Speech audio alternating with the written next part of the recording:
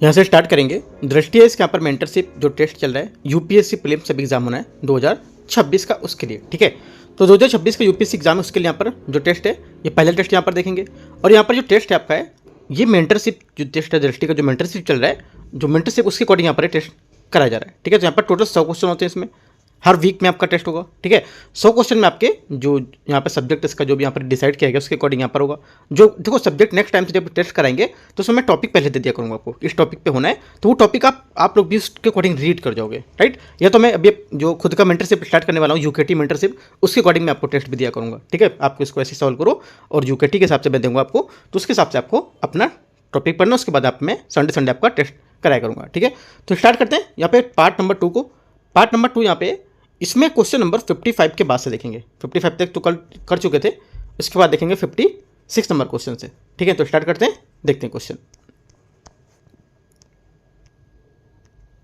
56 number question है, United states of जो हमारे ट्रेड्स है रिप्रेजेंटेटिव USTR, इसकी स्पेशल 301 रिपोर्ट है क्या? इसकी कौन सी स्पेशल यहाँ पर रिपोर्ट है ये बतानी है। देखो यहाँ पर जो होगा ये कमजोर बौद्धिक क्षमता संरक्षण वाले देशों की पहचान करने वाली एक क्या है रिपोर्ट है, ठीक है। तो ये हमारा स्टेटमेंट यहाँ से इसका करेक्ट होगा। ये क्या होती है, ये यूनाइटेड स्टेट ट्रेड जो हमारे रिप्रेजेंटेटिव होते हैं उसके द्वारा प्रतिवर्ष प्रकाशित की जाती है। पहली बात इंपॉर्टेंट ये है कि यहाँ पर प्रतिवर्ष होती है, ठीक है। और स्पेशल 301 रिपोर्ट जो उन देशों की पहचान करती है जो बौद्धिक संपदा IP जो अधिकार होते हैं उसके लिए पर्याप्त जो हमारी सुरक्षा प्रदान नहीं करते हैं और ऐसा यहाँ पर सुरक्षा को प्रभावी ढंग से लागू विफल करने में रहते हैं, तो इनकी यहाँ पर रिपोर्ट निकलते हैं। आंसर हो जाए ये जो होगा ये करेक्ट हो जाएगा, ठीक है।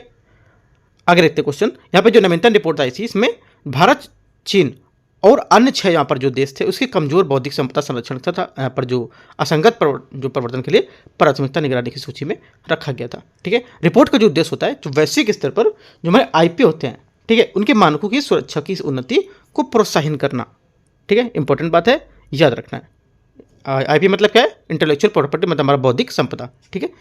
आगे क्वेश्चन देखते हैं 57 नंबर। देखो A4 पेपर लेके अपना बैठ जाना है, ठीक है। जैसे मैं टेस्ट जो भी टेस्ट मैं कर रहा हूँ, भले आप UPPC से कर रहे हो, BPSC कर रहे हो या UPSC कर रहे हो, है ना, या EPFO का क्यों ना कर रहे हो, आपको A4 पेपर लेके बैठ जाना है। जो इंपॉर्टेंट पॉइंट आपको रखते हैं वो आपको पॉइंट नोट करते जाना है। जो चीज़ आपको नहीं आती है, ठीक है, उसको अगर पूरा नहीं आता है तो पूरा नोट करना है। इसमें कुछ शर्म करने की बात नहीं कि मैं पूरा नहीं आता है तो मुझे पूरी चीज़ नोट करनी पड़ेगी, नहीं। आपको नहीं आता तो वो चीज़ आप एक-एक करके पॉइंट लिख सकते हो। क्वेश्चन नंबर 57, दुर्लभ मृदा तत्व जो होते हैं उनके बारे में निम्नलिखित तत्वों पर विचार करना है। ये जो हमारे दुर्लभ मृदा तत्व हैं ये प्रचुर मात्रा में उपलब्ध होते हैं लेकिन आर्थिक रूप से खनन योग्य सांद्रता में दुर्लभ है, जिससे उनका निष्कर्षण महंगा हो जाता है। पहली बात क्या होगी, पहली बात स्टेटमेंट यहाँ से हमारा इसका जो रहेगा ये करेक्ट है, ठीक है, एकदम सही है यहाँ से, राइट। क्योंकि हमारे निष्कर्षण एवं प्रसंस्करण जो होता है जटिल और बहुत महंगा तकनीकी से कठिन हो जाता है ये। सेकंड बात, भारत में निजी क्षेत्र की मजबूत भागीदारी के साथ जो हमारे REE होते हैं, मतलब जो हमारे दुर्लभ मृदा तत्व होते हैं, इनका दूसरा सबसे बड़ा उत्पादक है। सेकेंड बात हमारे यहाँ से इसकी गलत होगी क्योंकि भारत दुर्लभ मृदा तत्वों में 6.9 मिलियन मीट्रिक टन का तीसरा सबसे बड़ा भंडार है, जो मुख्यतः आंध्र प्रदेश, कर्नाटक, ओडिशा और केरल में पाया जाता है। दुर्लभ मृदा तत्व और यहाँ पर थोरियम से क्या होता है, संबद्ध केरल की जो मोनाजाइट रहे थे वो जो देश के जो दुर्लभ मृदा तत्व है उसका प्रमुख स्रोत माना जाएगा। भारत का उत्पादन विश्व की कुल उत्पादन में प्रतिशत से भी कम है, ठीक है। और यहाँ पर इसके खनन के प्रसंस्करण करने पर निजी क्षेत्र की भागीदारी नगण्य के बराबर रहती है, ठीक है। तो कुछ बातें इंपॉर्टेंट हैं, आपको नोट करके लिख लेना है। आंसर ओनली 1 करेक्ट है, तो एक यहाँ से सही होगा। क्वेश्चन नंबर 58, विंझिजम अंतर्राष्ट्रीय बंदरगाह निम्नलिखित में से कथनों पर विचार करना है। ये भारत का पहला गहरे पानी का कंटेनर ट्रांसशिपमेंट बंदरगाह है जो अल्ट्रा लार्ज कंटेनर वेसल्स के प्रबंधन में सक्षम है।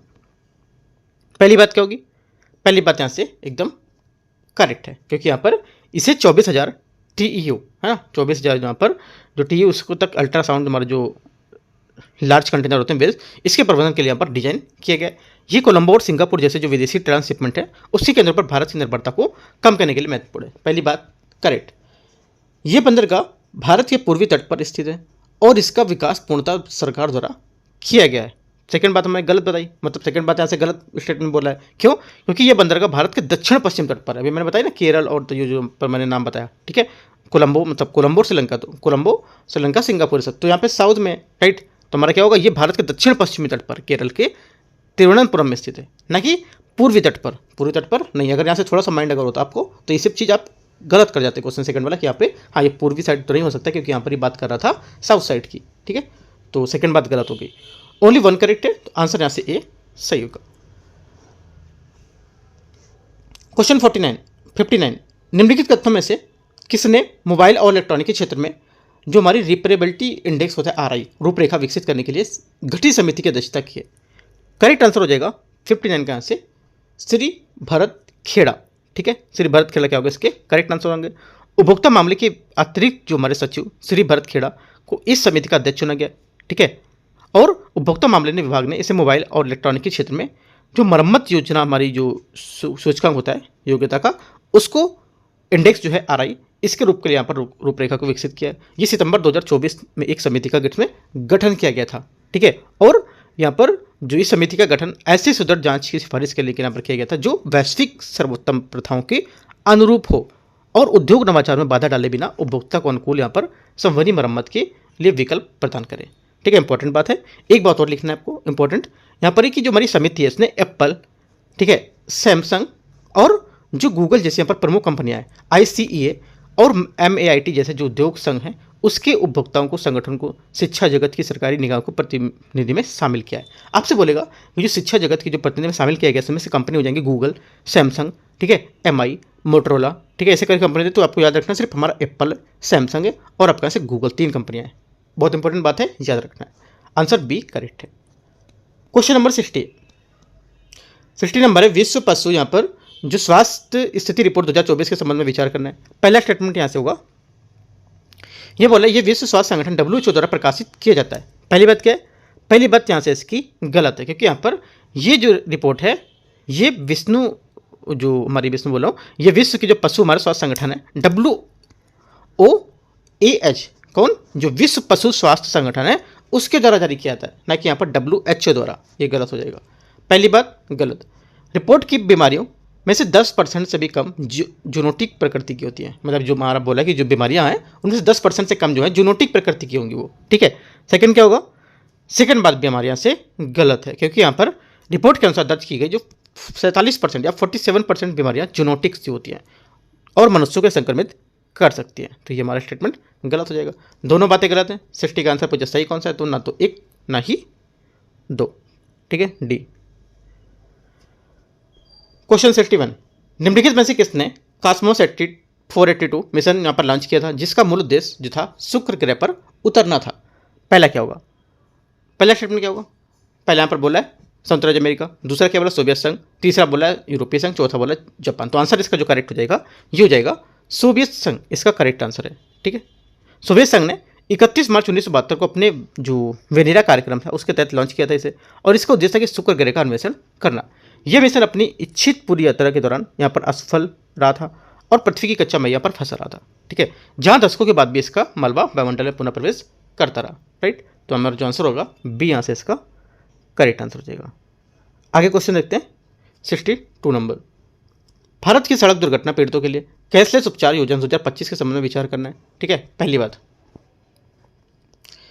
यह योजना सड़क दुर्घटना के बाद पहले 7 दिनों के लिए 2.5 लाख रुपए तक का कैशलेस उपचार प्रदान करती है।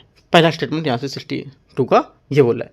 पहली बात यहाँ से गलत है क्योंकि यहाँ पर यह योजना दुर्घटना से पहले 7 दिनों के भीतर आपातकालीन चिकित्सा देखभाल के लिए प्रत्येक दुर्घटना को 1.5 लाख रुपए तक का कैश जो हमारा उपचार है ये कवरेज देता है, ठीक है। कितना? 1,50,000 है ना, 2.5 लाख रुपए नहीं, गलत हो जाएगा। मतलब 2,50,000 नहीं, 1,50,000 यहाँ पे होना चाहिए था। पहली बात गलत हो गई। दूसरी बात, इसे मोटर वाहन अधिनियम 1988 के अंतर्गत राष्ट्रीय स्वास्थ्य प्राधिकरण NHA के समन्वय से कार्यान्वित यहाँ पर किया गया था। सेकंड बात क्या होगी? सेकंड बात यहाँ से करेक्ट है। आंसर क्या होगा? केवल 2 सही बात, तो यहाँ से बी स्टेटमेंट आंसर है। 63 है कौन सा शहर? विश्व स्वास्थ्य संगठन WHO जो है उसके वैश्विक आय अनुकूलन है उसके शहरों को लेकर सामुदायिक नेटवर्क में आधिकारिक रूप से शामिल होने वाला भारत का पहला शहर बना है। कौन सा है? करेक्ट आंसर हो जाएगा 63 का आंसर ये बना है कोझिकोड, ठीक है। विश्व स्वास्थ्य संगठन द्वारा वर्ष 2010 में शुरू किए गए जो वैश्विक आयुष अनुकूलन जो हमारा शहर है इसको सामुदायिक नेटवर्क के रूप में इसका उद्देश्य है कि हमारे स्तर पर स्थानीय स्तर पर जो स्वस्थ, सक्रिय और समावेशी वृद्धावस्था है उसके समर्थन को यहाँ पर जो शहरी वातावरण उसको बढ़ावा देना है ना, शहरी वातावरण को, इंपॉर्टेंट बात है, ठीक है। यहाँ से गलत कर सकता है, यहाँ पे ग्रामीण लिख सकता था, ठीक है, यहाँ से गलत कर सकता था। दूसरी बात, यहाँ से जो बोला है कि 2010 में यहाँ पर क्या है इसका शुरू किया गया था WHO द्वारा यहाँ पर ये जो नेटवर्क था। ठीक है, इसका कितना साल पूरा हो गया? इसका पूरा हो गया 15 साल। 2025 से इसका 15 साल पूरा हो गया। तो जरा न्यूज़ में हमारा बन जाता है और ज़्यादा इंपॉर्टेंट, क्योंकि यहाँ पर जितना 15 साल जिसका हो गया, जिसका 10 साल पूरा हो रहा है ना, जिसका 25 साल हो गया, 50 साल हो गया, तो इससे जो भी या पूरे हो गए या अगले वर्ष होने वाले हैं, तो उसके लिए UPSC काफ़ी इंपॉर्टेंट चीज़ यहाँ पर पूछ सकता है। तो यहाँ से दो तरीके से इंपॉर्टेंट बन गया, क्योंकि यहाँ पर 2010 का इसका यहाँ पर नेटवर्क था। और इसमें गलत कैसे बता सकता है कि यहाँ पर जो बोलेगा कि जो ये नेटवर्क है ये हमारा इसके तहत जो हमारा जो इसके तहत यहाँ पर जो हमारे गाँव है उसको वातावरण को स्वच्छ बनाना से करके बोलेगा। ठीक है, तो पॉइंट आपको याद रखना है। आंसर हमारा 63 का बी। ऐसे नहीं याद रखना कि मैंने बताया आपको यहाँ से 63 का तो आपने बी देख लिया बस, ठीक है, हो गया। नहीं, इसकी एक एक बात अंदर की समझनी क्या है ये। ठीक है, बी यहाँ से इसका स्टेटमेंट 63 का करेक्ट हो गया। राइट, देखो इसके बारे में दो बातें और देख लेते हैं, इंपॉर्टेंट थोड़ा सा है, तो ये तो जान ही लिया है मैंने, बी नंबर स्टेटमेंट होगा। इसका जो वहाँ पर सदस्य पूर्णता मतलब जो इसकी सदस्यता होती है पूर्णता मान्यता नहीं दर्शाती है, बल्कि यहाँ पर एक शहर के रूप में प्रतिबद्ध को बताएगी। व्रत जो हमारे वयस्क होते हैं उसकी जरूरत जो होती है उसकी बातों पर गंभीरता से ध्यान देना है ना, ये सब बातों पर ध्यान देती है। दूसरी बात, आय जो हमारी अनुकूल होती है उसकी स्थिति को आकलन करना, निगरानी करना, समावेशी जो वातावरण उसको आकार देना। ठीक है, अन्य जो सदस्य उसको देखकर यहाँ पर सर्वोत्तम जो प्रथाएं उसकी अनुभव को साझा करना। ठीक है, तो ये याद रखना है, बहुत इंपॉर्टेंट है। और कोझिकोड यहाँ पर 2 मई 2025 को WHO ने वैश्विक आयु अनुकूलन शहर को लेकर यहाँ पर इसमें नेटवर्क में शामिल किया गया था। ठीक है, जिससे ये मान्यता प्राप्त वाला दक्षिण एशिया का पहला शहर भी बन गया है। बहुत इंपॉर्टेंट बात है, कहाँ का? दक्षिण एशिया का पहला शहर बन गया। ये मान्यता WHO के 8 डोमेन फ्रेमवर्क के तहत यहाँ पर जो व्यापक पहल थी उसके लिए दी गई थी। बहुत इंपॉर्टेंट बात है, 2 मई की भी बात है, रिसेंटली की, याद रखना है। क्वेश्चन 64, वैश्विक अंतरिक्ष जो हमारी विस्थापन रिपोर्ट है उसके द्वारा किसकी तरह जारी की जाती है? ये जारी की जाती है अंतरिक्ष विस्थापन निगरानी केंद्र, सी यहाँ से इसका करेक्ट आंसर हो जाएगा। 65, एशियाई उत्पादकता जो हमारी है APO के संबंध में निम्नलिखित तथ्यों पर विचार करना है। भारत ने 2025-26 के कार्यकाल के लिए APO प्रबंध निकाय का अध्यक्ष पद यहाँ पर ग्रहण किया है। पहली बात क्या होगी? पहली बात यहाँ से इसकी जाएगी, ये करेक्ट है। ठीक है, पहली बात यहाँ से सही है। दूसरी बात देखते हैं,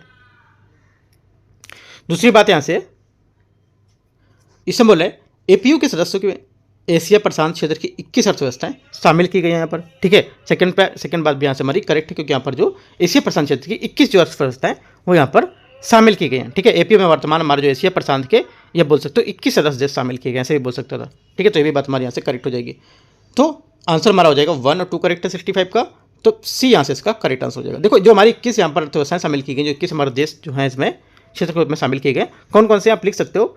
जैसे कि देखो बांग्लादेश, कंबोडिया, ठीक है, ताइवान, फिजी, हांगकांग, ठीक है, और हांगकांग निष्क्रिय रूप से शामिल किया गया। Right, Bharat, Indonesia, Iran, Japan, Korea, ठीक है, कोरिया जो हमारा गणराज्य है वो, और लाओ, PDR, ठीक है, Malaysia, Mongolia, Nepal, Pakistan, Philippines, Singapore, Sri Lanka, Thailand, तुर्की और वियतनाम यहाँ पे शामिल है। भारत भी शामिल है। आपसे बोलेगा कि स्टेटमेंट दे सकते हैं भारत भी इसका पे एक मेंबर है, ऐसे करके क्वेश्चन बनाएगा। बहुत इंपॉर्टेंट बात है, याद रखना है। ठीक है, दोनों बातें यहाँ से इसकी करेक्ट है। 66 नंबर क्वेश्चन, संशोधित शक्ति नीति 2025 के संबंध में विचार करना है। ये पारदर्शिता और व्यापार सुगमता बढ़ाने के लिए कोयला आवंटन की 8 श्रेणियों को 2 सरल विंडो से प्रतिस्थापित करेगी। ठीक है, पहला क्या होगा? पहला स्टेटमेंट यहाँ से इसका करेक्ट हो जाएगा, पहली बात यहाँ से सही है। दूसरी बात यहाँ से ये विंडो के अंतर्गत कोयला लिंकेज के लिए केवल दीर्घकालिक विद्युत समझौते को यहाँ पर अनिवार्य बनाती है। ठीक है, सेकेंड बात हमारे यहाँ से इसकी गलत होगी, क्योंकि यहाँ पर उन्हें दीर्घकालिक 25 वर्ष तक या अल्पकालिक 12 महीने तक भी यहाँ पर अपनी पसंद के अनुसार इसे बिक्री की सुविधा को प्राप्त करेगी। जरूरी नहीं कि यहाँ पर लॉन्ग टर्म के लिए यहाँ पर जो हो, है ना, ये 12 महीने के लिए भी हो सकता है, 1 साल के लिए, तो गलत हो जाएगा। ओनली 1 करेक्ट है, आंसर ए। 67, निम्नलिखित में से किस देश ने टेक इट डाउन एक्ट अधिनियम पारित? अधिनियम क्या है? अधिनियमित क्या है? ठीक है, मतलब जो हमारा कौन सा देश ऐसा है जिसने टेक इट डाउट एक्ट अधिनियमित किया है? आंसर हो जाएगा 67 का से ए स्टेटमेंट संयुक्त राज्य अमेरिका। देखो टेक इट डाउन या देखो यहाँ पर डाउन एक्ट जो है ऐसा बोलेंगे, टेक इन डाउन एक्ट। ठीक है, ये जो है ये संयुक्त राज्य अमेरिका द्वारा अधिनियमित किया गया। ये डीप फेक जो हमारी पोर्नोग्राफी सहित यहाँ पर जो अंतरंग छवि जो है उनकी सहमति के बिना पर शेयर किए जाने वाले जो कृत्य अपराध घोषित करता है, और ये पीड़ितों के लिए यहाँ पर ऑनलाइन प्लेटफॉर्म को ऐसी सामग्री को हटाने हेतु एक विधि तंत्र को प्रक्रिया स्थापित करेगा। ए यहाँ से क्या होगा? इसका करेक्ट आंसर हो जाएगा। आगे देखते हैं क्वेश्चन 68 विश्व के पहले यहाँ पर जो वाणिज्यिक पैमाने ई मेथेनॉल संयंत्र के संबंध में आपको विचार करना है। पहला, इस संयंत्र का उद्घाटन डेनमार्क में किया गया था और इसका उद्देश्य नवीकरणीय ऊर्जा और कार्बन डाइऑक्साइड का उपयोग करके मिथेनॉल है जो इमेथेनॉल, इसका उत्पादन करना। पहली बात क्या होगी? पहली बात यहाँ से इसकी करेक्ट हो जाएगी। दूसरी बात है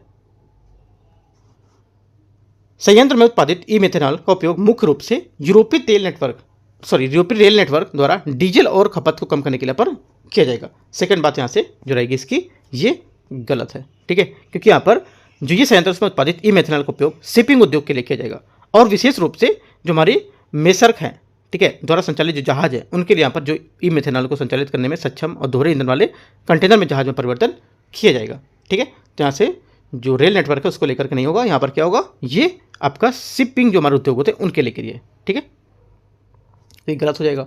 ओनली वन करेक्ट है, आंसर हमारा हो जाएगा 68 का।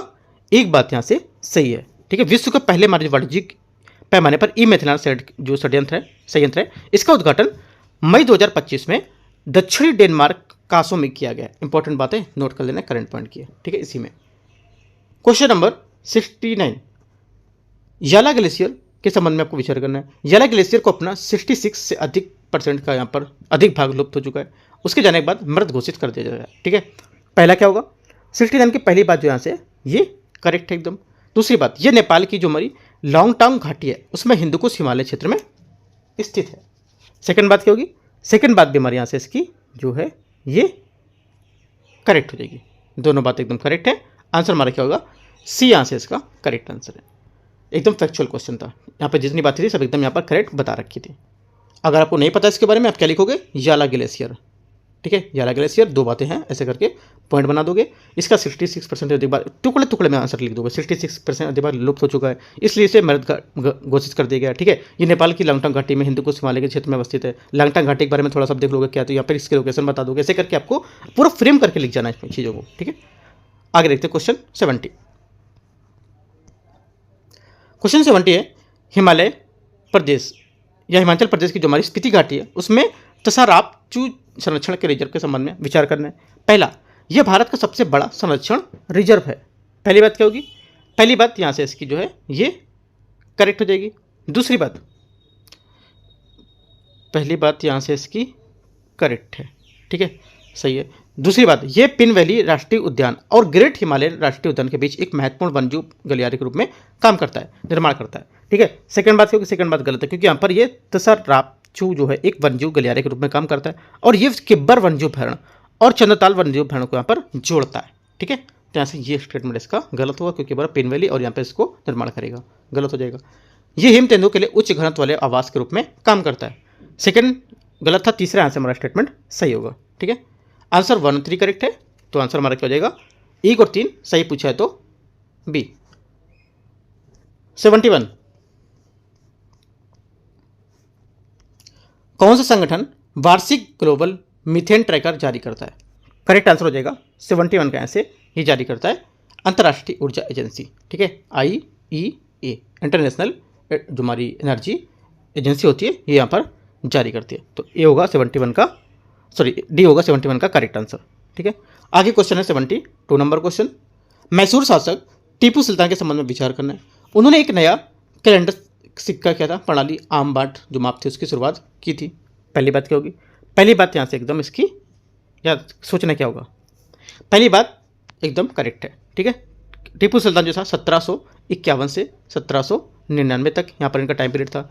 हैदर अली के पुत्र थे और वर्ष 1782 में मैसूर के शासक बने थे और मैसूर का बाग कहलाने वाले टीपू सुल्तान ने भारत के ब्रिटिश विस्तार का प्रबल विरोध किया था। ये पूरी बात आपको नोट कर लेनी है, अगर आपको नहीं पता थी तो, ठीक है। पता है तो ठीक है, नहीं पता तो आप पॉइंट बाई पॉइंट इसको ब्रेक कर करके लिख सकते हो, राइट। पहली बात यहाँ से सही होगी। दूसरी बात है उन्होंने फ्रांसीसी क्रांति की प्रति सहानुभूति दिखाई और जैकोबिन क्लब में सदस्य बन गए थे। सेकंड बात क्या? सेकंड बात भी करेक्ट है। तीसरा है तीसरे आंग्ल मैसूर युद्ध के दौरान उनकी मृत्यु हो गई थी। ये हमारा गलत स्टेटमेंट, क्योंकि यहाँ पर 1799 में चौथे मैसूर युद्ध के कारण यहाँ पर दौरान श्रीरंगपट्टनम की रक्षा करते हुए वीर गति को प्राप्त हुए थे। क्या होगा? तीसरा स्टेटमेंट हमारा गलत हो जाएगा। आंसर क्या है? सही कितने? तो 2 स्टेटमेंट हमारे सही है। क्वेश्चन नंबर 73, बंगाल में ब्रिटिशों द्वारा लागू की गई द्वैत शासन प्रणाली के संबंध में विचार करना है। पहला स्टेटमेंट है, इस प्रणाली के अंतर्गत ब्रिटिश ईस्ट इंडिया कंपनी को बिना किसी उत्तरदायित्व के शासन करने का अधिकार प्राप्त हुआ था। पहली बात क्या होगी? पहली बात यहाँ से इसकी करेक्ट हो जाएगी। दूसरी बात, बंगाल के नवाब के पास राजस्व और न्याय प्रशासन पर पूर्ण अधिकार बना रहा था इसका। ठीक है। सेकंड बात यहाँ से गलत है, क्योंकि यहाँ पर नवाब के पास पूर्ण प्रशासनिक अधिकार नहीं थे, बल्कि उनका शक्ति सीमित कर दी गई थी और उन्हें ब्रिटिश नियंत्रित जो प्रतिनिधि थी उनके माध्यम से क्रियान्वयन उनका किया जा रहा था। तो सेकंड बात गलत। तीसरी बात, मोहम्मद रजा खान ने ब्रिटिश पर्यवेक्षक को नायब जो हमारी काजिम और नायब दीवान के दोहरे पद पर कार्यभार संभाला। ये बात करेक्ट है। आंसर 1 और 3 करेक्ट है। अगर दोनों बातें आपको नहीं पता थी, दोनों बात आप लिख के रख सकते हो, कौन सी गलत थी अभी भी आपको दूसरे पेन से दिखा सकते हो। मैं बार बार बोलता चलता हूँ कि आपको A4 पेपर लेके अच्छा सा पूरा तैयार करना है। ठीक है। अब एक बना लो मेंटरशिप का अलग से वो बनाओ, पूरा A4 पेपर का सीट, जितने भी सीट तैयार हो जाए। जैसे पहला मेंटरशिप है इसका पहला पार्ट करा चुका, दूसरा पार्ट का बनना है, तो एक मेंटरशिप की पूरी सीट अलग बन गई, दूसरे मेंटरशिप की पूरी सीट अलग बन जाएगी। ऐसे करके पूरी सीट आपके अच्छे से रिवीजन के लिए इंपॉर्टेंट नोट्स बन जाएंगे। ठीक है। आंसर 1 और 3 करेक्ट है। 73 का आंसर बी सही है। आप दिखा भी सकते हो, जो आप बनाओगे ना, एक बार टेलीग्राम में मुझे भेजना चाहो तो भेज सकते हो कैसे मैंने बनाया। ठीक है। तो मैं आपको एक बार देख के थोड़ा सजेस्ट कर दूंगा कैसे करना है। 74, ब्रिटिश भारतीय प्रशासन के संबंध में हाफ लोफ सिस्टम शब्द किस अधिनियम को संदर्भित करता है? आंसर हो जाएगा 74 का B, Pitt's India Act 1784। B यहाँ से इसका करेक्ट आंसर हो जाएगा। ठीक है। आगे देखते हैं क्वेश्चन 70। बाकी देखो पिट्स इंडिया अगर यहाँ पर आया तो पिट्स ये नहीं कि पिट्स इंडिया देखने के बाद आप छोड़ दो इसको, टॉपिक को पिट्स इंडिया 1784 इसको आपको पूरा करना है। आज जितना भी ये खत्म होगा ये जो लेक्चर, उसके 1784 आपको यहाँ से पढ़ना है। मैंने एक टॉपिक आपको पढ़ने को दे दिया अलग से। ठीक है। कुछ पॉइंट होंगे तो आप A4 पेपर जो बताया उसी में अपना नोट करोगे इसको। 75, भारत में अंग्रेजी द्वारा लागू किए गए भू राजस्व बंदोबस्त के संबंध में आपको विचार करना है। पहला, लॉर्ड कॉर्नवालिस द्वारा लागू किए गए जो स्थायी बंदोबस्त है उसने जमींदारों को भूमि का स्वामित्व अधिकार प्रदान किया, बशर्ते कि कंपनी के निश्चित वार्षिक राजस्व अदा करें। ठीक है। पहली बात क्या होगी? पहली बात यहाँ से इसकी करेक्ट हो जाएगी। ठीक है। यहाँ पे क्या आया? यहाँ पे हमारी बात आई कौन सी? स्थायी बंदोबस्त की। ठीक है। और हमारी क्या आई? यहाँ पे हमारी बात आई थी भू राजस्व बंदोबस्त क्या होता है। ठीक है। तो यहाँ पर ये सब चीज़ याद रखना है। यहाँ पे क्या है? लॉर्ड कॉर्नवालिस आया, तो तीनों को जाके अपना टाइम मिलता है, तो इसको खत्म होने के बाद तीनों चीज़ों को रीड करो। ठीक है। पहली बात यहाँ से करेक्ट हो गई। दूसरी बात है स्थायी बंदोबस्त के तहत किसान स्वामी के स्थान पर काश्तकार बन गए थे। क्या हो गए थे? काश्तकार बन गए थे और उन्होंने अपनी भूमि स्वामित्व का अधिकार खो दिया था। यह भी बात करेक्ट है। तीसरी बात, मद्रास और बॉम्बे में लागू रैयत वाले बंदोबस्त के अंतर्गत सरकार ने जमींदारों के माध्यम से नहीं बल्कि किसानों के रैयतों से प्रत्यक्ष रूप से भी राजस्व वसूल किया था। ये गलत हो जाएगा, क्योंकि यहाँ पर देखो जो तीसरा स्टेटमेंट है, इस प्रकार के जो हमारे राज्य को कृषि विकास की जो प्रत्यक्ष रूप से अलग अलग कर दिया गया था और ये क्षेत्र पूरी तरह से जमींदारों पर नियंत्रण में चला गया था। जमींदारी प्रथा के विकल्प रूप में मद्रास और बॉम्बे जो हमारी प्रेसिडेंसी थी उसमें रैयत वाली प्रथा को लागू किया गया था। इस प्रथा की शुरुआत वर्ष 1792 में कब की गई थी? 1792 में, राइट। और अलेक्जेंडर रीड द्वारा मद्रास की प्रेसिडेंसी में की गई थी। इस व्यवस्था में किसानों जो रैयत थे उनकी भूमि का वास्तविक स्वामी माना गया था और उन्हें प्रतिवर्ष सीधे राज्य सरकार के भू राजस्व को यहाँ पर अदा करना होता था। इस प्रकार का जमींदारों जैसे बिचौली की भूमिका यहाँ पर समाप्त कर दी गई थी। इंपॉर्टेंट बात है, याद रखना है। ठीक है। यहाँ से रैयत वाली व्यवस्था भी आपको पढ़ना है। ठीक है। नोट्स का जो पॉइंट इंपॉर्टेंट नोट कर लेने हैं। आंसर हमारा 1 और 2 करेक्ट है, तो 75 का आंसर क्या होगा? 75 का हो जाएगा। 1 और 2 सही था ना, तो यहाँ पे पूछा सही कौन सा है, तो 1 और 2 ए। क्वेश्चन 76, निम्नलिखित में से किस गवर्नर ने ब्रिटिश भारत में जिला स्तर पर कार्यकारी और न्यायिक कार्यों को अलग किया था? आंसर हो जाएगा 76 का, ये किया था लॉर्ड कॉर्नवालिस। बी यहाँ से इसका करेक्ट आंसर हो जाएगा। इसमें सिविल मामलों के लिए सदर दीवानी अदालत जो थे उसके सर्वोच्च अपीली न्यायालय के रूप में भी स्थापित किया गया था। ठीक है। एक पॉइंट इंपॉर्टेंट। दूसरा पॉइंट, जो हमारी सदर दीवानी अदालत थी उसके अधीन 4 प्रांतीय सिविल अपीली न्यायालय स्थापित किए गए थे, जो कलकत्ता, ठीक है, पहला, दूसरा ढाका, तीसरा आपका यहाँ से था कलकत्ता था, ढाका था और आपका मुर्शिदाबाद और पटना स्थित थे। ठीक है। तो ये सेकंड बात आपको रखनी है। तीसरी बात, स्थानीय स्तर पर जो नागरिक थे और न्याय का संचालन जिला न्यायालय और रजिस्ट्रार जो थे न्यायालयों के विभिन्न जो अधीनस्थ न्यायालयों की एक पदानुक्रम संरचना के द्वारा करते थे। इंपॉर्टेंट बात है, नोट करना है आपको। ठीक है। आंसर 76 का बी यहाँ से करेक्ट हो जाएगा। 77 देखते हैं। प्रारंभिक भारतीय राष्ट्रवादियों ने निम्नलिखित में से किन तत्वों को भारत के ब्रिटेन की ओर धन निष्कासन घटक के रूप में पहचाना था? आंसर हो जाएगा हमारा 77 का पहला पॉइंट यहाँ पर जो बोला है ये यहाँ से ईस्ट इंडिया कंपनी के विदेशी ऋणों का भुगतान करेक्ट है।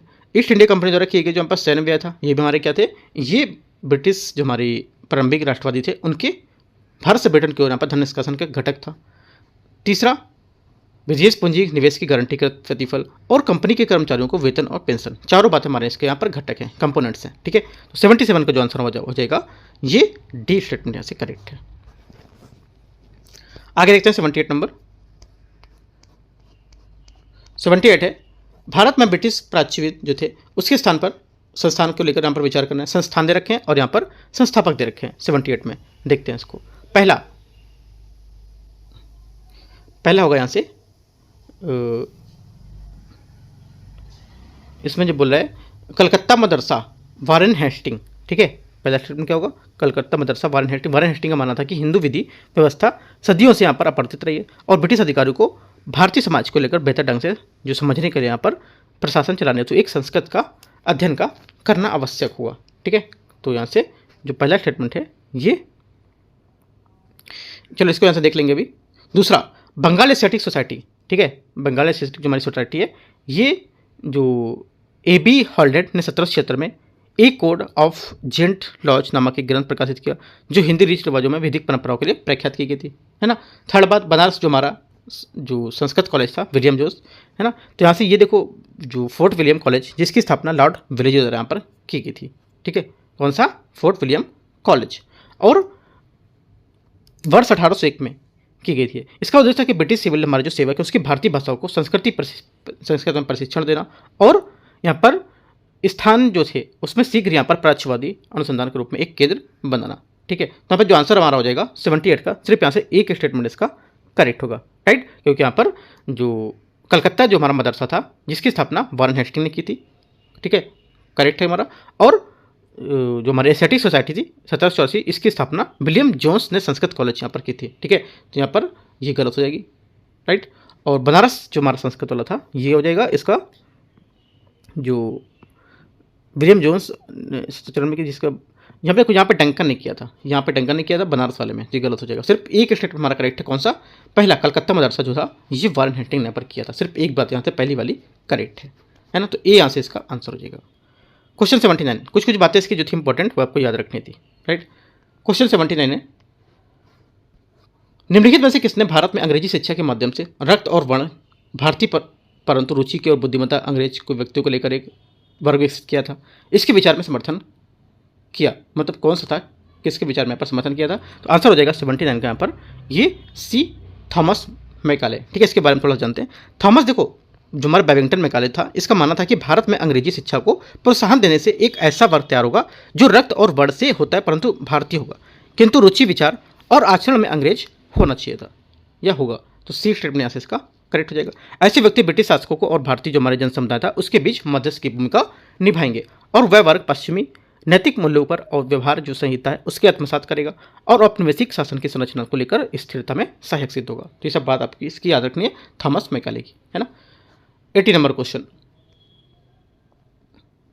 भारत में ब्रिटिश विलय की जो नीति है उसके संबंध में आपको विचार करना है। कथन 1, कथन 2, व्यापक सिद्धांत का प्रयोग उन रियासतों और ब्रिटिश साम्राज्य के विलय करने के लिए किया जाता है जहां शासक की मृत्यु पुरुष उत्तराधिकारी के बिना हो जाती थी।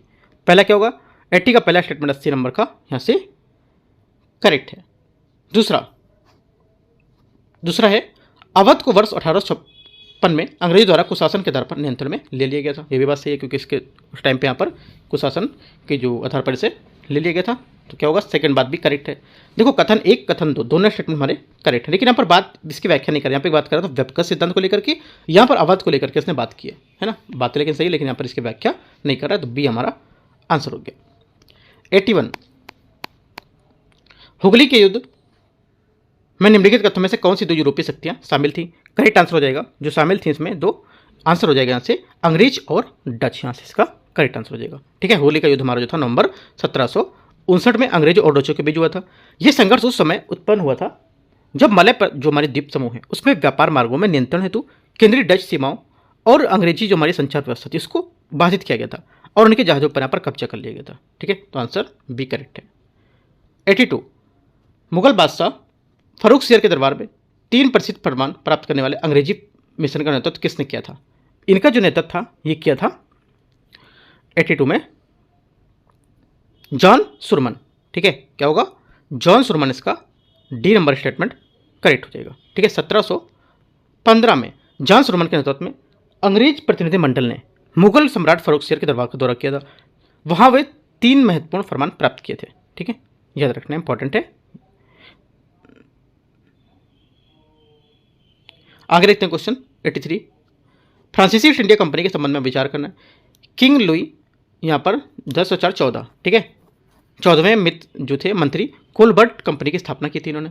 ठीक है, 83 का पहला क्या होगा? पहली बात यहाँ से करेक्ट है, क्योंकि यहाँ पर ये जो थे इन्हें जो लुई 14वें थे, इन्होंने जो वित्त मंत्री कोलबर्ट के दौरान पर जो बताया जा रहा है स्थापना की, तो पहली बात यहाँ से करेक्ट हो गया। दूसरा, इसे भारत के फ्रांसीसी व्यापार पर 20 वर्षों के लिए एकाधिकार मोनोपोली प्रदान किया गया था। सेकंड बात क्या होगी? सेकंड बात यहाँ से गलत, क्योंकि यहाँ पर 50 वर्षों के लिए मोनोपोली के थे, 50 वर्षों के लिए, 20 वर्षों के लिए नहीं, ये गलत हो गया। ओनली 1 करेक्ट है, ए यहाँ से 83 का करेक्ट आंसर हो जाएगा। 84, प्रथम आंग्ल मराठा युद्ध के संबंध में निम्नलिखित कथनों पर विचार करना है। युद्ध के दौरान ब्रिटिश और मराठा सेनाओं के मध्य बांड गांव की संधि पर हस्ताक्षर किए गए थे। पहला क्या होगा? पहला स्टेटमेंट एकदम करेक्ट है। दूसरी बात, सालाबाई की संधि ने इस युद्धकालीन शत्रुता को समाप्त कर दिया और आगामी 20 वर्षों तक अंग्रेजों के मराठों के बीच शांति सुनिश्चित की थी। सेकंड बात भी करेक्ट है। दोनों बातें एकदम सही है। आंसर 84 का जो रहेगा ये सी यहाँ से करेक्ट आंसर है। 85, यहाँ से 85 क्वेश्चन है। एल्बुकर्क के शासन के संबंध में निम्नलिखित पर विचार करना है। उन्होंने भारत में पुर्तगाली गवर्नर के रूप में द नीनो कुन्हा जो है उनका स्थान लिया था। ठीक है, पहली बात क्या होगी? पहली बात यहाँ से इसकी गलत है, क्योंकि एल्बुकर्क जो अल्मीडा के बाद यहाँ पर पुर्तगाली गवर्नर बने थे, इनको पूर्व में पुर्तगाली यहाँ पर सत्ता वास्तविक संस्थापक माना था, तो पहली बात यहाँ से गलत हो जाएगी। दूसरी बात है, उन्होंने वर्ष 1510 में गोलकुंडा के सुल्तान से गोवा का अधिग्रहण किया था। सेकंड बात क्या होगी? सेकंड बात भी गलत, क्योंकि यहाँ पर 1510 में एल्बुकर्क ने बीजापुर में सुल्तान से गोवा को पर आसानी से जीत लिया था, जिससे यह सिकंदर महान के जो बाद यूरोपीय शासन था उसके अधीन आने वाला भारत का पहला महत्वपूर्ण क्षेत्र बन गया था। यह भी हमारा गलत हो गया। तीसरा, उन्होंने गैर पुर्तगाली जहाजों के लिए परमिट प्रणाली लागू की थी और हिंद महासागर क्षेत्र में प्रमुख जहाज निर्माण केंद्रों पर नियंत्रण स्थापित किया था। यह स्टेटमेंट करेक्ट है। सिर्फ तीसरी बात करेक्ट है। आंसर 85 का हो जाएगा। एक स्टेटमेंट यहाँ से करेक्ट है। 85 का 1 यहाँ से करेक्ट आंसर है। 86 नंबर देखते हैं। 86 है, भारतीय राष्ट्रीय कांग्रेस के बनारस अधिवेशन 1905 के संबंध में विचार करना है। इसकी अध्यक्षता गोपाल कृष्ण गोखले ने की थी और इसे स्वदेशी प्रस्ताव को अपनाने के लिए यहाँ पर विशेष रूप से जाना जाता था। पहली बात यहाँ से करेक्ट है। नरमपंथियों ने बहिष्कार कार्यक्रम को बंगाल में आगे बढ़ाने के समर्थन किया और इसके पक्ष में एक सशक्त प्रस्ताव पारित किया था। सेकंड बात क्या होगी? सेकंड बात यहाँ से गलत है, क्योंकि यहाँ पर ये नरमपंथी आंदोलन का बंगाल से बाहर विस्तारित करने का विरोध कर रहे थे और परिषदों में सरकारी जो यहाँ पर संगठन थे उसके बहिष्कार का यहाँ पर जो विचार था उसको विरुद्ध यहाँ पर थे और यहाँ पर संवैधानिक तरीके से जो प्राथमिकता था वो देते थे और यहाँ पर जो आंदोलन को लेकर केवल बंगाल में जो सीमित जो समर्थन था वो देना चाहते थे। तो ये बात हमारी गलत हो जाएगी। ओनली 1 करेक्ट है, तो आंसर हमारा हो जाएगा 86 का एक यहाँ से सही आंसर है। तो यहाँ पर देखो, जो बंगाल हमारा जो भारतीय राष्ट्रीय कांग्रेस का बनारस अधिवेशन से 5 ही आपको थोड़ा सा पढ़ना है। ठीक है, जाके डीप जाके इसको कवर करना है। आगे देखते question 87 number. Home rule league आंदोलन के बारे में निम्नलिखित पर विचार करना है। जो हमारा होम रूल लीग आंदोलन है, पहले स्टेटमेंट यहाँ से है। इसमें बोला है बाल गंगाधर तिलक की होम रूल लीग का मुख्यालय पूना में था। पहला यहाँ से स्टेटमेंट करेक्ट हो जाएगा। एनी बेसेंट ने Akhil Bharatiya home rule league में तिलक की लीग तुलना में अधिक संगठित थी। सेकंड यहाँ से स्टेटमेंट इसका गलत होगा, क्योंकि एनी बेसेंट में Akhil Bharatiya home rule league की तो जो शुरुआत थी सितंबर 1916 में थी, जिसका मुख्यालय मद्रास वर्तमान चेन्नई में, और ये संगठन जो था तिलक की होम रूल लीग की तुलना में अधिक संगठित नहीं थी। गलत हो गया। तीसरा, तिलक और बेसेंट ने अपने जो समर्थक थे उसके बीच मतभेद से लेकर बचने के लिए कार्यक्षेत्र विभाजन को आपसी में जो समन्वय स्थापित किया था। तीसरी बात यहाँ से करेक्ट हो जाएगी। आंसर 1 और 3, तो आंसर हो जाएगा बी यहाँ से सही आंसर है। 88 नंबर। भारतीय राष्ट्रीय कांग्रेस के लखनऊ अधिवेशन में 1916 के संबंध में विचार करना है। तिलक के नेतृत्व में गर्मपंथियों को इस अधिवेशन में पुनः कांग्रेस में सम्मिलित किया गया था। पहली बात यहाँ से क्या होगी? पहली बात यहाँ से इसकी हो जाएगी जो ये करेक्ट है। ठीक है, पहली बात करेक्ट है। दूसरी बात, लखनऊ समझौते के अनुसार कांग्रेस ने केवल मॉन्टेग्यू चेम्सफोर्ड सुधारों में लागू होने तक मुसलमानों के लिए पृथक निर्वाचन की व्यवस्था को स्वीकार किया था। सेकंड बात क्या होगी? सेकंड बात यहाँ से गलत है, क्योंकि यहाँ पर जो लखनऊ समझौता था उसके अनुसार कांग्रेस ने मुसलमानों के लिए पृथक निर्वाचन की व्यवस्था को तब तक स्वीकार किया था जब तक कोई एक समुदाय संयुक्त निर्वाचन जो था उसका मांग ना करे। ठीक है, तो गलत हो जाएगा। ओनली 1 करेक्ट है। आंसर हमारा हो जाएगा केवल एक यहाँ से सही है। 89, भारत में पुर्तगालियों से संबंधित निम्नलिखित कथनों पर विचार करना है। फ्रांसिस्को डी अल्मेडा ने हिंद महासागर में पुर्तगाली जो नौसैनिक थे वर्चस्व स्थापित करने हेतु ब्लू वाटर पॉलिसी की शुरुआत की थी। पहली बात क्या होगी? पहली बात यहाँ से करेक्ट है। दूसरी बात है फ्रांसो डी एल्बुकर्क ने मुख्यतः समुद्री नियंत्रण पर ध्यान केंद्रित किया और भारत के क्षेत्रीय विजय से दूरी बनाए रखी थी। सेकंड बात यहाँ से ये गलत है, क्योंकि यहाँ पर जो हमारे अल्फांसो डी एल्बुकर्क है उसने उत्तराधिकार बने थे और यहाँ पर उन्होंने एक अलग रणनीति अपनाई। उन्होंने 1510 में गोवा जैसे जो प्रमुख क्षेत्र थे उस पर अधिकार किया, जो उनके क्षेत्रीय विस्तार पर केंद्रीय दृष्टिकोण को दर्शाता था। ठीक है, तो एक गलत हो जाएगा। बोला कि दूरी बनाए रखी थी तो गलत हो गया। आंसर हमारा क्या होगा? 89 का जो आंसर हो जाएगा ये एक करेक्ट है। 90 नंबर, भारत में प्रारंभिक ब्रिटिश कारखानों के संबंध में विचार करना है। अंग्रेजों ने दक्षिण भारत में अपना पहला कारखाना 1611 में मछलीपट्टनम में स्थापित किया था। पहले क्या होगा? पहली बात यहाँ से इसकी करेक्ट है। दूसरी, पूर्वी भारत में पहला ब्रिटिश कारखाना 1653 में कलकत्ता में स्थापित किया गया, जिसका विकास बाद में फोर्ट विलियम के रूप में किया गया था। सेकंड गलत, क्योंकि पूर्वी भारत में अंग्रेजों ने 1633 में हरिहरपुर जो था बालमोर, उसमें कारखाने पर स्थापित किए थे। ठीक है, तो यहाँ पर कलकत्ता में स्थापित नहीं किया था, गलत हो जाएगा। तो ये गलत हो गया आंसर। ओनली 1 करेक्ट है। ए क्या होगा? 90 का आंसर हो जाएगा।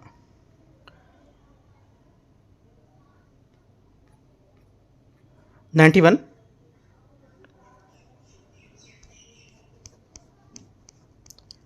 गंडमक की संधि के बारे में विचार करना है। 1879 की अफगानिस्तान के अमीर को अपनी विदेश नीति भारत सरकार के परामर्श से संचालित करनी थी। पहली बात क्या होगी? पहली बात यहाँ से करेक्ट। दूसरी बात, ब्रिटिशों को काबुल में एक स्थायी रेजिडेंट नियुक्त करने का अनुमति दी गई थी। सेकंड बात क्या होगी? सेकंड बात भी हमारे यहाँ से इसकी करेक्ट है। दोनों बातें सही हैं। और ये जो संधि थी अंततः विफल हो गई, क्योंकि यहाँ पर जो जन दबाव था चलते उसके बाद याकूब खान ने जो गद्दी छोड़नी पड़ी थी, जिससे ब्रिटिश को पुनः यहाँ पर सैन्य कार्रवाई करनी पड़ी और यहाँ पर अब्दुल रहमान को एक नया अमीर नियुक्त किया गया था। दोनों बातें करेक्ट है। 91 का आंसर सी। 92, भारत में अंग्रेज फ्रांसीसी प्रतिबद्धता के संबंध में विचार करना है। अंग्रेज कंपनी की निजी स्थिति त्वरित निर्णय के संभव बनाया, जबकि यहाँ पर राज नियंत्रित फ्रांसीसी कंपनी नौकरशाही विलंब से बाधित थी। पहली बात क्या होगी? पहली बात यहाँ से हमारी इसकी करेक्ट है। ठीक है। दूसरी बात, अंग्रेजों के विपरीत फ्रांसीसियों ने भारत में क्षेत्रीय विस्तार की तुलना में व्यापारिक हितों को यहाँ पर अधिक प्राथमिकता दी और जिससे उनकी वित्तीय स्थिति में सुदृढ़ हो गई थी। सेकंड बात यहाँ से गलत है, क्योंकि यहाँ पर फ्रांसीसियों ने अपने वाणिज्यिक हितों को लेकर क्षेत्रीय महत्वाकांक्षी में अधीन कर दिया था, जिसके कारण वे धन की कमी से जूझ रहे थे। ठीक है, यहाँ पर ये गलत हो जाएगा। जो हमारी वित्तीय स्थिति थी सुदृढ़ नहीं थी, है ना, तो गलत हो जाएगा। ओनली 1 करेक्ट है, तो आंसर 92 का ए यहाँ से सही हो जाएगा। 93, हंटर शिक्षा आयोग के बारे में आपको विचार करना है। 1882-83 के बारे में आयोग ने सिफारिश की थी कि प्राथमिक शिक्षा स्थानीय भाषाओं में प्रदान की जाए और इसे नवगठित जिला नगर पालिका बोर्ड में नियंत्रण के अधीन यहाँ पर रखा जाए। पहला क्या होगा? पहली बात यहाँ से इसकी करेक्ट है। ठीक है। दूसरी बात यहाँ से देखते हैं, इसका गठन वर्ष 1854 में डिस्पैच के बाद भारत में शिक्षा प्रगति की समीक्षा के लिए यहाँ पर किया गया था। सेकंड बात, ये भी बात सही है। दोनों बात सही है। आंसर 93 का क्या हो जाएगा? सी यहाँ से सही पूछा है, करेक्ट। 94, महलवाड़ी व्यवस्था के संबंध में विचार करना है। राजस्व अभिलेख में महल शब्द का प्रयोग एक वित्तीय इकाई को दर्शाने के लिए किया जाता था। पहली बात क्या होगी? 94 का जो पहला स्टेटमेंट यहाँ से ये करेक्ट है। इस व्यवस्था के अंतर्गत एक व्यक्ति केवल एक ही गांव में अधिकार रख सकता था। सेकंड बात क्या होगी? सेकंड बात हमारे यहाँ से गलत है, क्योंकि यहाँ पर हालांकि एक व्यक्ति के लिए कई गांव पर कब्जा करना पूरी तरीके से संभव था, जिससे कई बड़े जमींदार बने यहाँ पर नहीं रह सकते थे, तो गलत हो जाएगा। ओनली 1 करेक्ट है, आंसर ए। 95, निम्नलिखित में से किसने अफगानिस्तान के प्रति कुशल आक्रमणता की नीति शुरू की थी? आंसर क्या हो जाएगा? 95 का जो आंसर हो जाएगा हमारा यहाँ से ये होगा 95 का आंसर सी यहाँ से करेक्ट है। लॉर्ड जो लॉरेंस है इसका करेक्ट आंसर हो जाएगा। ठीक है, लॉर्ड लॉरेंस या जॉन लॉरेंस जिसको बोलते हैं, ये 1864 से और 1869 तक इनका जो टाइम पीरियड था इसको लेकर के यहाँ पर कुशल आक्रमणता की नीति शुरू की, जो भारत के वायसराय के रूप में उनके कार्यकाल के दौरान अफगानिस्तान के प्रति ब्रिटिश नीति का मार्गदर्शन सिद्धांत बनी थी। 95 हो गया। 96 देखते हैं। अम्बियोना घटना के बारे में विचार करना है। ये नरसंहार आधुनिक इंडोनेशिया में किसी स्थान पर हुआ था? पहला क्या होगा? 96 का करेक्ट हो जाएगा। इसने केवल डच और अंग्रेज हताहत हुए थे। सेकंड बात क्या होगी? सेकंड बात यहाँ से गलत है, क्योंकि यहाँ पर 1623 में इस घटना में 10 अंग्रेजों और यहाँ पर 9 जापानी की यहाँ पर हत्या की गई थी। इससे स्पष्ट है कि अंग्रेज के अलावा जापानी भी यहाँ पर पीड़ितों में शामिल थे। ठीक है, यहाँ पर अंग्रेज और डच नहीं थे। ठीक है, ये गलत हो जाएगा। तीसरा, इसने अंग्रेज और डचों के बीच व्यापारिक यहाँ पर जो प्रतिबद्धता थी उसको अधिक बढ़ा दिया था। तीसरी बात क्योंकि तीसरी बात यहाँ से करेक्ट है। आंसर 1 और 3 सही पूछा है तो सी यहाँ से करेक्ट हो जाएगा। 97, निम्नलिखित कथनों पर विचार करें। कथन 1, कथन 2। ठीक है, मैसूर युद्धों के स्थानीय जो शक्तियाँ थी, इसकी बढ़ती सैन्य महत्वाकांक्षा और फ्रांसीसी को साथ गठबंधन की राजनीतिक महत्व को प्रतिबंधित किया था। ठीक है, पहला क्या होगा, पहले यहाँ से करेक्ट है। दूसरा, हैदर अली और टीपू सुल्तान पहले भारतीय शासकों में से थे जिन्होंने यूरोपीय शैली के प्रशिक्षण और हथियारों के माध्यम से अपनी सेनाओं का आधुनिकीकरण किया था। सेकंड बात भी हमारे यहाँ से रहेगी सही है। ठीक है, और स्टेटमेंट यहाँ पर तीसरा भी दे रखा है क्या, तीसरा भी देख लेते हैं। तीसरा दिया है क्या, दोनों तो करेक्ट है। यहाँ जो स्टेटमेंट देखेंगे पहला दूसरा हमारा सही था। तीसरा स्टेटमेंट यहाँ से हमारा जो है ये श्रीरंगपट्टनम की संधि ने द्वितीय आंग्ल मैसूर युद्ध की समाप्ति को चिन्हित किया और ये अंग्रेजों के लिए पर एक कूटनीतिक पराजय थी। ठीक है, तो यहाँ पर तीसरा स्टेटमेंट हमारा ये जो रहेगा, ये जो है तीसरा वाला हमारा करेक्ट है। करेक्ट नहीं है, लेकिन यहाँ पर देखो श्रीरंगपट्टनम की संधि 1792 में थी। ठीक है, वास्तव में तृतीय आंग्ल मैसूर युद्ध की समाप्ति को लेकर है ना, यहाँ पर द्वितीय को लेकर नहीं। पहली बात तो यहाँ पर तीसरी गलत हो गई और इसकी व्याख्या तो करेगा नहीं अगर गलत है तो एक और दो व्याख्या करे, तीसरा यहाँ पर इसकी व्याख्या नहीं कर रहा था। आंसर हमारा हो जाएगा इसका 97 का जो है ये सी स्टेटमेंट इसका करेक्ट था। ठीक है, आगे देखते हैं क्वेश्चन। देखो इसे कथन से मतलब नहीं, आपको यहाँ पर जो बातें बोला है वो बातें आपको पता होनी चाहिए क्या बातें बोल रहा है वो। ठीक है, उसके अकॉर्डिंग आप यहाँ से कर जाओगे। 98 नंबर है,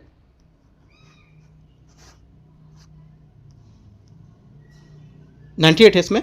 भारत में ब्रिटिश आर्थिक नीतियों के परिणाम के बारे में निम्नलिखित पर विचार करना है। ब्रिटिश शासन के तहत भारतीय व्यापारियों को बहुत लाभ हुआ था। पहला क्या होगा, पहला स्टेटमेंट यहाँ से इसका जो रहेगा ये गलत हो जाएगा।